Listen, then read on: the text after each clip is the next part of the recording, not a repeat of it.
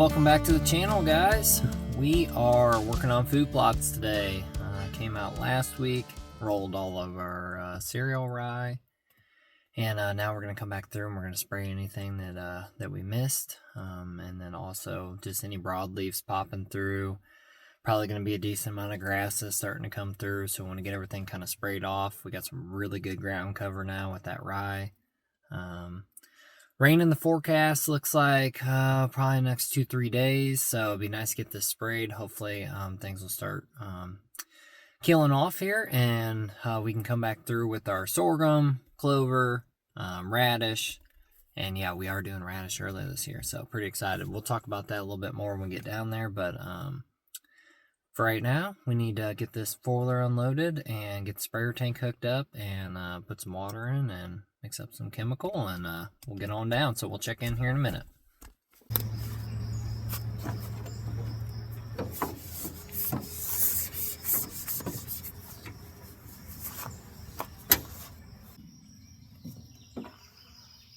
Alright guys, so we got 40-gallon holding tank. This gravity flow, not fast, but when you're doing these backpack sprayers like this, they don't hold very much water anyway, so they fill up pretty quick.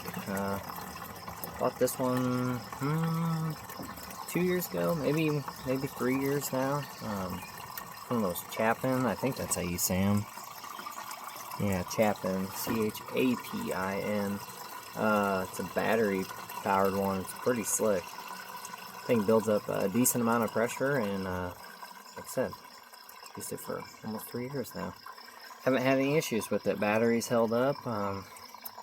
Get a lot of spraying done just on one charge, so pretty good. The nozzle's decent, hose is decent. All the fittings are pretty good shape. Does have a brass insert and stuff, so it's a pretty cool little sprayer. Alright, we're gonna stop about right there for the first fill. We got a bunch of extra Roundup with us. Alright. We could have put the big boom sprayer on the four-wheeler, but this food plot, it's pretty good size, but it's tight to bedding, so even though we do have a trail mowed out for the four-wheeler, it's literally just a four-wheeler width right now.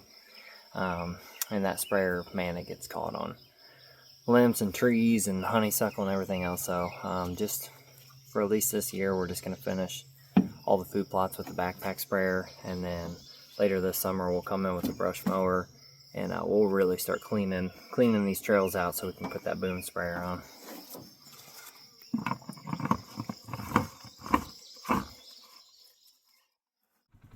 Alright guys, we're working down to this creek bottom right now. It's kicked up pretty good velvet buck, so we're bedding down there. That time of year, not too worried about it. Just take a note. I'm hanging out in this corner here, and come back fall as I'm walking these creek beds here. I'll be looking for buck beds up along this stuff, make sure they're not bedded down where I'm trying to access the stand. Good to see buck now. Alright guys, pretty awesome first look at the food source down here. This is everything we rolled last week, and even before spraying. So this is just with a cultipacker, not even a crimper. When you let this stuff get, far enough along and very close to the seed stage, once they're in that dough stage anyway, and you come through and you roll it, look how well that turned out. And to top it off, we've had some really hot dry days these last I'd say about 3-4 days now, so that kind of just sped up the process. But you can see broadleaves and stuff coming through here, so we are we'll run through here with the backpack sprayer and get all this taken care of. But man, that is awesome. There's a box plant there. There's the hybrid willows that we were talking about a few weeks back. We do have cages for them now. They were starting to get nipped on, but they already have new shoots starting to come through, so no big deal. We'll get all those caged now. As you can see, a lot of broadleaves and stuff down in there, so we need to come through here and get everything sprayed. Come back next week and we'll start planting. Got some rain coming too, so it'll work out good. But check this out. Talk about thick. Man. That is 6 years now of rolling rye at about the middle to late part of June. We have really built a lot of soil and turned this into a really killer little food source. Alright guys, we wrapped up spraying for the day. Plot is looking good. We just put down our Roundup today, and we're going to hold off on putting nitrogen down. We got some of that Deer Grow. It's 2500, and when I was reading the label on it, it actually recommends wait to spray that stuff until after germination. I think you're supposed to wait like 8 to 10 days or something. So we'll review that a couple more times before we plant, but unfortunately it was not supposed to rain till later tonight, and we just finished spraying about an hour ago. You're usually supposed to try to get 2-3 hours before you get rainfall, if not more. And it's kind of sprinkling a little bit. Kind of looks like it might start raining. I hope it holds off, otherwise we might have to come back down here and spray again, which would suck. But today's topic, guys, we're going to be talking about food plot design. We're going to be talking about edge feathering, and just overall what kind of food blend you should put in your food source, how you should set up your stands or blinds, and should you even hunt a food plot to begin with. So alright guys, so let's go ahead and discuss this thing. Let's show you how to begin something like this. This is kind of showing off what I got going on, but at the same time, if you're somebody getting ready to design a food plot, hopefully this will give you some really good ideas before you start clearing an area out, or if you think you're just going to cut a couple trees and throw down some seed. So it's not a super complicated process. It's just not as easy as just cutting down like 2 trees and throwing some seed on the ground. So I'll show you this. About 6 years ago, came through here with the dozer, and I opened up this whole entire hardwood area down in the bottoms. The reason I did that was because basically right here in the middle is a big X. There's an ag field to my right, logging trail that goes up the hill to an oak flat, and 2 other trail systems that go to both ends of the creek and to 2 different creek crossings. So where I'm set up here creates a big X in between all of that. So that was the first reason I wanted a food source down here, and I knew this was close to a bedding area. So we got bedding, food, cover, and decent access. I will say though, over the years I have kind of backed off on hunting this food source, maybe a couple times in the season. That's about it. The reason for that is that the deer really like coming down here, even though this is not a destination food source. And there is an ag field next door. They do like bedding in this. Big bucks come through here late at night. They work the scrape system on the edge here, and I just need to stay out of here until the time is right. So maybe 2-3 sits a year during the rut, or late season for sure.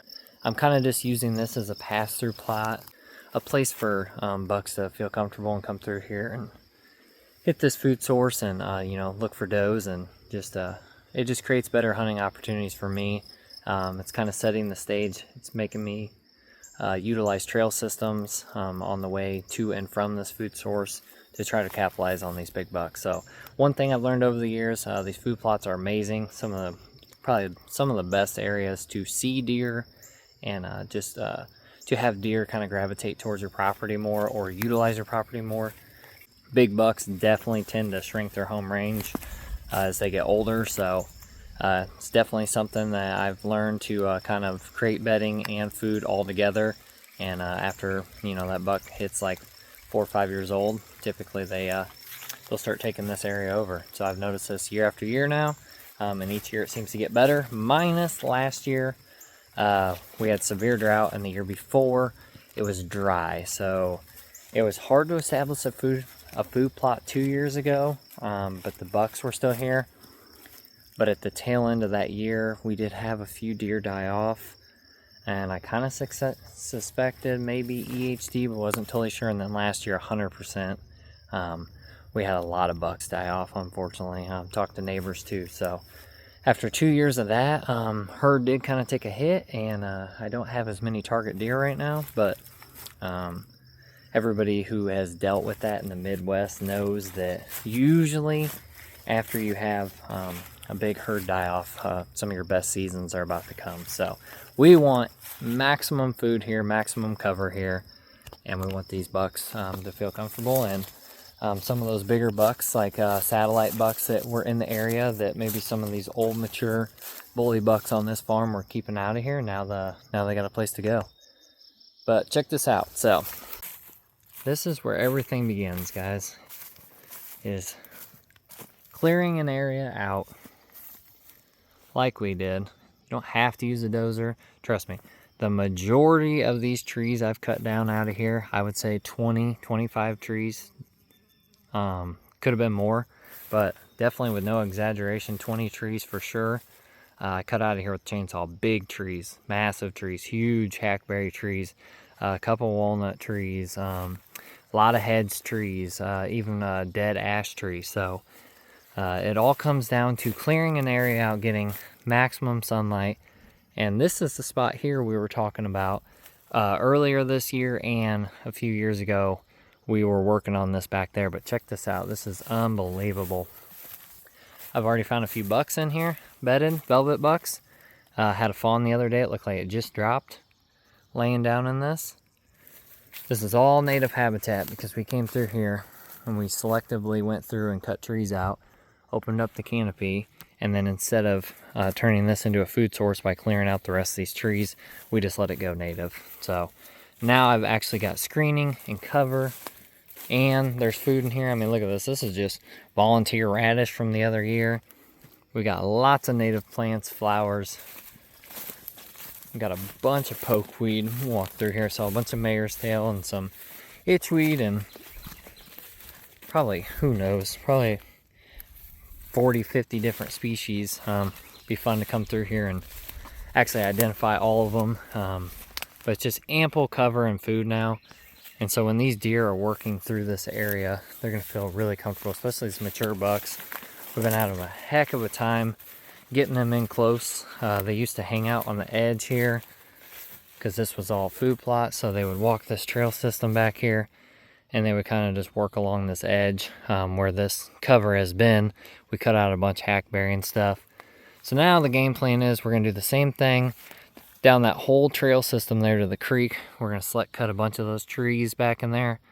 It's getting to be closed canopy, and there's just not native forage like there is here. It's going to take quite a few years, but that's all right. So when designing a food plot, first thing is getting the area cleared out. Do not fall for the scam of, somebody telling you, oh, I don't really like cutting trees, so I just, knock down 2 or 3 small little shrubs and maybe one big tree and then do some throw and grow. I mean, that's just not going to work. You've got to fertilize, you've got to lime. Sometimes you have to spray herbicide. I know that's controversial, but you got to do what you got to do. And you got to clear areas out. You got to have maximum sunlight. You need rainfall. I mean, there's just a lot more that goes into this than just, going through there with a little weed whacker or something and clearing an area out real quick. I mean, check this out. So now I'll get down to a deer's level, boom, right here. And I'll walk this whole camera through here so it'll show you what it'd be like to come from this trail system back here all the way to this food source out here. Let's walk back here and do this.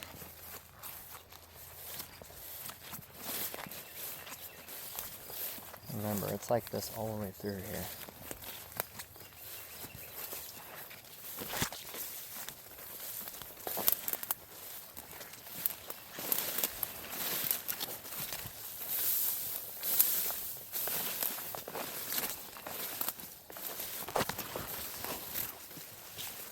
They'll have their head down on this radish, clover. And right here's the edge, and then they'll enter the plot. We got our apple tree here. It's actually doing fairly decent. I do have to clear out some weeds around it. But we also kind of went with the U shape. So you can see right here on this corner, it kind of bends and wraps around and does the same thing on the other side, because there's a logging hill right here. Old trail system, and that goes all the way up to our big timber up top where all the acorns are and stuff. So I wanted to make a U-shape around here because these bucks get to about right here a lot of times, and they'll get kind of iffy. Sometimes they'll cut into the timber here, which we'll show you this in a second, what we just did. And then sometimes they'll work down to the watering hole, and then sometimes they'll just round right up this hill. But once we get this box blind completely invisible over there, I have a feeling I would get a lot more bucks and does for sure right out in front of us. So, show you the trail. There's the trail system there. Really nice and thick all the way up to the top. Long, long trail system. If you come over here, it's another thing that I've been pretty dang excited about, which I do need to make some trail systems in here now. But I went through this whole entire big pocket area where bucks like to hang out in bed, and I select cut a bunch of hardwoods in here, and as you can see, you got sunlight there too. And I got rid of all the big hardwood trees along this edge here, except for that one walnut down there. We do need to remove that. And what that did was allow some new younger trees and shrubs and stuff to grow in here. And now we actually have, you know, trees at head height of a deer, not just one big piece of pole timber, you know, with a canopy on it. It was going to shade out our food plot anyway. So I must have broke this branch off recently. Probably been scraping that. But by having smaller shrubs and trees and stuff, especially like what we're doing with those willows and dogwood and stuff down there, it's going to create areas for bucks to kind of walk the edge of this, scrape, you know, and rub and stuff like that. It's going to be really killer setup. Another thing, guys, when designing a food plot, creating quality edge and cover, and don't be afraid to shrink that food plot down and make it a little bit smaller. That's what I did. Original design was going to be a ½ acre. Once I kept clearing trees out and I kept expanding it and making more food on the ground for them, the big bucks just got further and further away from me, and it got harder and harder to hunt them. So first year I shrunk this thing down, we got that big 9-pointer that was an 8-pointer for the first 3 years that we watched him. So that was awesome. Pretty cool setup. But yeah, as far as food goes, guys, so after your screening's done and the design and you get everything kind of mapped out, food for us anymore, it's been pretty easy. We're just sticking with the same system. We're going to do sorghum, we're doing radish, and clover. Those have been my 3 favorites so far. I've had well, there's that rain. I've had really good results with the sorghum. This time of year, it's late June right now, and it goes well into late season. The radish has been really good, but we've dealt with severe drought. This is the first year we've actually had a lot of rain early like this in the last, 2-3 years. So to kind of combat having poor food plots every season by drought, we're just planting everything earlier. And I know a lot of people would think, man, late June, early July for radish and brassicas, that seems super early. But that way, if we do have a dry spell come late July and all through August and even into September, we're still going to have a successful stand here. And then at the end of probably August, early September, we'll come back through with about 200-300 pounds of cereal rye like we always do, and start this whole system over again. We've created quite the thatch layer here doing it. So, well, guys, it's coming down pretty good now, so we're going to get out of here. Thanks for tuning in on another episode, and we will continue talking about this food source and our expansion plans and screening plans and everything we got going on. So stay tuned. We'll be back soon.